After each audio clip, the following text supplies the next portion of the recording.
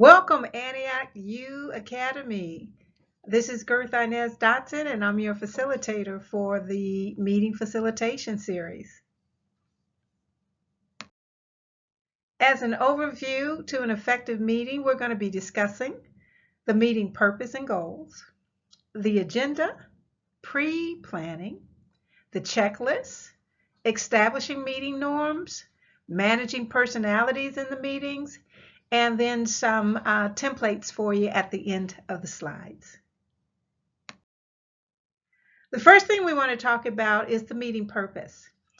Meetings should be directly formulated out of the ministry's commission given by the leader.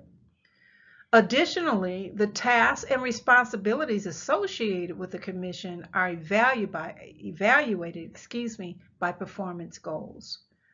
Prioritizing your group's responsibilities and performance goals will provide the framework for keeping your meetings focused on accomplishing these important things.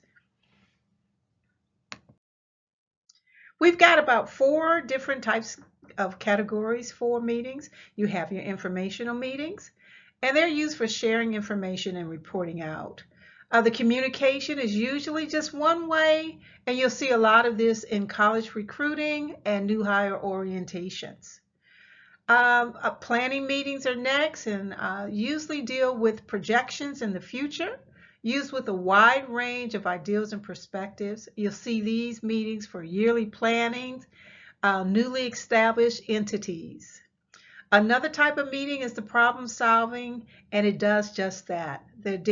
We're here dealing with problems and challenges. You'll hear a lot of brainstorming there, and from the brainstorming, which is putting out all the ideas that the team can think about, and then backing out the ones that don't have as much impact or wouldn't provide the impact that's needed to solve the problem. And then the last one would be decision making. So you would take those solutions that you had from the brainstorming, and you would apply those to your selection process or your purchases. There's a lot of debating and a lot of high energy in the decision-making meetings. Next, let's talk about the agenda. And what the agenda does, it provides a clear blueprint of the subject matter and the intended outcome. It keeps the meeting on track and the subject matter a priority. What the meeting does, the agenda supports the commission, the responsibility, and the performance goals. So if you can think about that when you're meeting, these are the 3 things that you should be thinking about. Here's a checklist for your agenda. Just confirm the time for the meeting.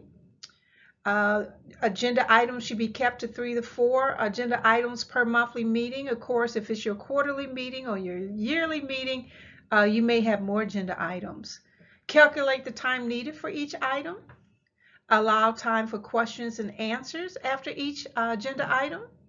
Allow time to review minutes and follow up from previous meetings. Allow time to confirm the tasks or assignments given to the members in the meeting for next week or next month. And allow time for non-agenda items to be placed on the parking lot. Now, the parking lot is just a term that we use for things that come out of the meeting but aren't on the agenda. So you put those items on the parking lot, and someone can or will be assigned to those parking lot items, and they may find their way on the next meeting agenda. The other thing that you want to talk about when we're doing pre-planning, identify the purpose of the meeting and the best format for the information that you have. Invite the right people. Can they contribute? Do they have a vested interest? Is there someone else better suited to attend the meeting? Make sure that the agenda item is simple and clear. Forward the agenda item. This is probably one of the important pieces for me. Is forward the agenda item to the participants prior to the meeting. That gives them enough time to reach out to you if they have any questions about the agenda items, something like if you'd like them to bring something, follow up on something, research something for them, or they may be on the agenda to present themselves. Confirm the time and location with the person responsible for setting up the meeting and the location. Test your equipment and have your handouts copied prior to. Send out a meeting reminder about 1 or 2 days prior to the meeting just to remind people of their responsibility and obligation. Throw a little humor out there. There might be a television clip, a video clip, or a commercial, or even a joke that you might want to start your meeting with. Now, let's talk about how to conduct the meeting. The one thing that you want to do is make sure that the group comes together and create their own meeting norms. And norms are just rules that the group has committed to abide by. So some examples of those might be, we're going to start on time and we're going to end on time. One person talks at a time. We can all sing together, but only one person can talk at a time.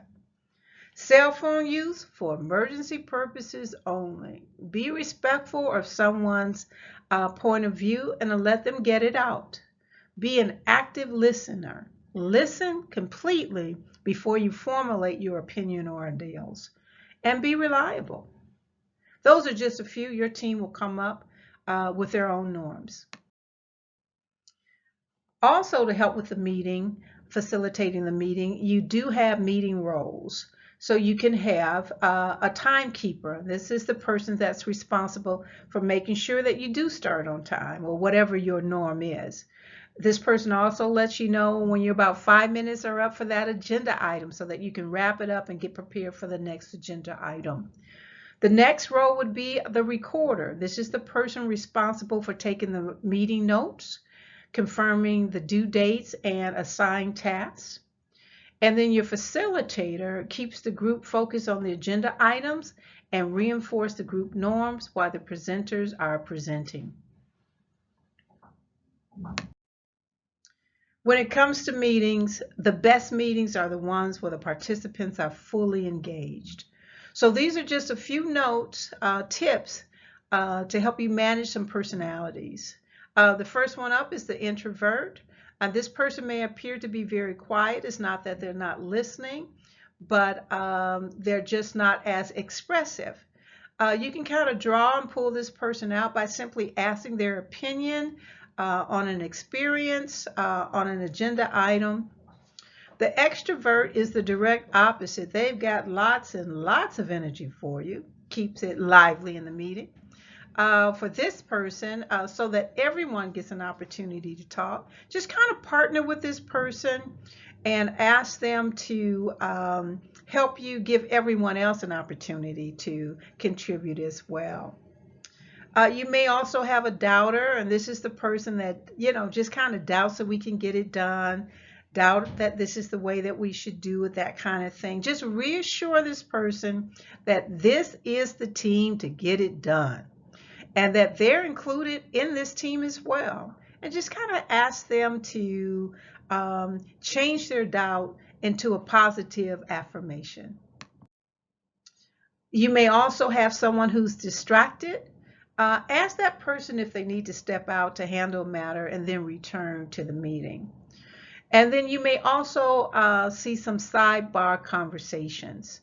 Ask that person of those persons if they would like to expound on the matter or place it on the parking lot. Usually these side conversations are spark plugs and light bulb moments that come out of the discussion. So I think it would be beneficial to the group, and that's really important that they are getting something out of it. So ask them to share, and if they don't want to share, maybe you can put it on the parking lot. Well, I've enjoyed my time with you. This is Gertha Inez Dotson. Feel free to reach out to me if you have any questions. If you want to do a mock meeting with me, I'm available for you. And I appreciate the time and the opportunity. God bless you and have an amazing day today. Just be yourself. Amazing.